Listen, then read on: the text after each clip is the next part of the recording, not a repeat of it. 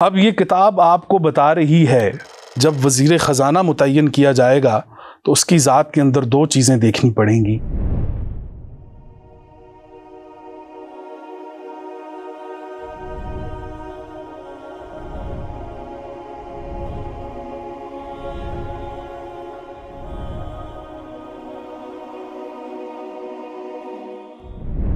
آپ دیکھیے، وہ عزیز مصر حضرت یوسف علیہ السلام کو وزیر خزانہ متعین کرتا ہے۔ اب یہ کتاب آپ کو بتا رہی ہے کہ کسی بھی فلاحی معاشرے کے اندر جب وزیر خزانہ متعین کیا جائے گا تو اس کی ذات کے اندر دو چیزیں دیکھنی پڑیں گی۔ ایک کہ کیا اس کا حسن جو ہے وہ صبر پر مبنی ہے، اور دوسری بات کہ کیا وہ عزت کا پردہ دار ہے کہ نہیں۔ یہ ہے قرآن کا وزیر داخلہ کہ جو عزتوں کا محافظ ہے، پردہ داری کر رہا ہے، نام نہیں لے رہا، تو یہ حسن ہے کہ جو جمال کی شکل اختیار کرتا ہے۔ اردو میں ایک لفظ بولا جاتا ہے، بلکہ دو لفظ بولے جاتے ہیں اکٹھے، ایک لفظ ہے حسن اور ایک ہے جمال۔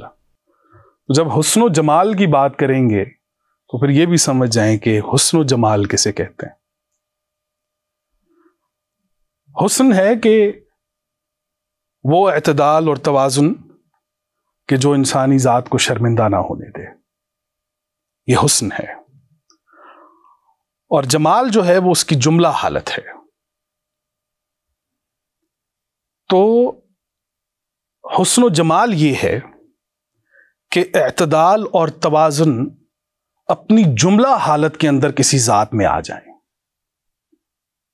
صفات میں آ جائیں، تو ان کے بارے میں کہا جائے گا کہ یہ حسن و جمال ہے۔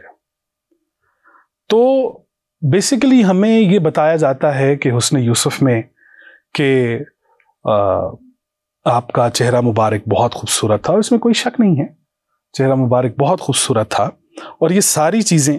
لیکن آپ دیکھیے کہ کہیں نہ کہیں جب آپ کردار یوسف پر جائیں گے تو آپ کو پتہ چلے گا کہ ان کی عزت نفس، ان کا اپنی خواہشات کا ضبط کرنا، صبر کرنا اور عزتوں کی پردہ داری جو ہے وہ بیسیکلی حضرت یوسف علیہ السلام کا حسن ہے۔ اور یہ حسن اگر کوئی بھی مرد یا عورت اپنی ذات کے اندر ڈھال لے تو یقیناً وہ حسن یوسف سے مل کر حسین ہو سکتا ہے، وہ اپنے آپ کو حسین کر سکتا ہے۔